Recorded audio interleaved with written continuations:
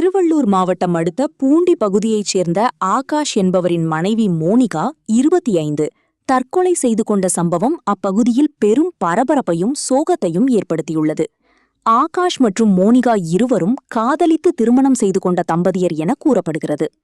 குடும்பத்தின் எதிர்ப்புகளை மீறியும் ஒருவரை ஒருவர் நேசித்து திருமணம் செய்து கொண்டு கடந்த 2 ஆண்டுகளாக இணைந்து வாழ்ந்து வந்துள்ளனர்.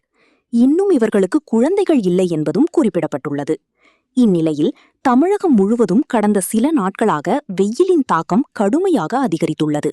குறிப்பாக திருவள்ளூர் மற்றும் சுற்றுவட்டார பகுதிகளில் பகல் நேரம் மட்டுமல்லாமல் இரவு நேரங்களிலும் கடும் வெப்பம் மற்றும் புழுக்கம் நிலவி வந்ததாக கூறப்படுகிறது. பூண்டி பகுதியிலும் மக்கள் இரவு நேரங்களில் தூங்க முடியாத அளவுக்கு வெப்பத்தால் அவதிப்பட்டு வந்துள்ளனர்.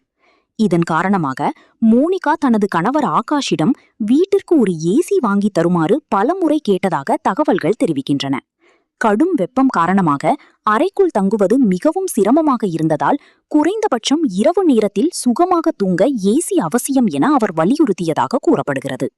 ஆனால் குடும்பத்தின் பொருளாதார நிலை மற்றும் வசதி வாய்ப்புகள் காரணமாக உடனடியாக ஏசி வாங்க முடியாது என ஆகாஷ் தெரிவித்ததாக சொல்லப்படுகிறது.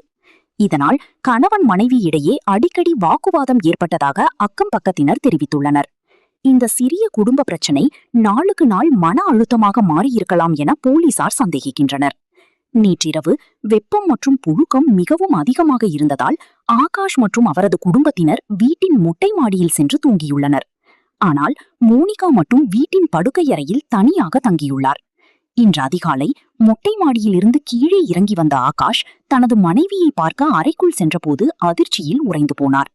அப்போது படுக்கையறையில் இருந்த மின்விசிறியில் தனது சீலையை பயன்படுத்தி மோனிகா தூக்கிட்டு தற்கொலை செய்து கொண்டிருப்பதைக் கண்டு அவர் கதறி அழுத அவரது சத்தம் கேட்டு குடும்பத்தினரும் அக்கம் பக்கத்தினரும் அங்கு விரைந்து வந்து பார்த்தபோது மோனிகா உயிரிழந்த நிலையில் இருந்தார்.